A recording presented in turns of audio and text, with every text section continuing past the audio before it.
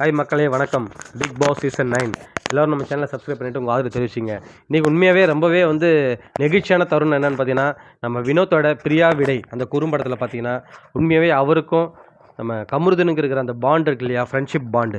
உண்மையாகவே அதை பார்த்தோன்னே நிறைய பேரோட கண்களில் கண்ணீர் தாங்க வந்துச்சு.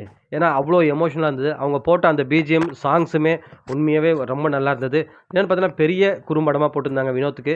உண்மையாகவே ரொம்ப எல்லாத்துக்கும் அவங்க மனைவி கிட்ட இருக்கும்போது அதுக்கு ஒரு லவ்வபிள், ஸோ ஃப்ரெண்ட்ஸோடு இருக்கும்போது அதுக்கு சாங்கு, ஸோ இந்த மாதிரி மெனக்கெட்டு பண்ணியிருக்காங்க. அவர் கேம் விளையாடும் போது அவர் கமெண்ட் கொடுக்கும்போது அப்பப்போ அது ஒவ்வொன்றுத்துக்கும் ஒவ்வொரு சாங்கு பிஜிஎம் கொடுத்துருக்காங்க. உண்மையாகவே ரொம்ப நல்லா இருந்தது. எனக்கு தெரிஞ்சு இந்த சீசனில் போட்ட குறும்படத்திலே பெஸ்ட்டான குறும்படம்னு பார்த்தீங்கன்னா இந்த வினோத்தோட குறும்படம் தான் சொல்லணும். ஏன்னா பெரிய குறும்படம் நல்லாவும் இருந்தது.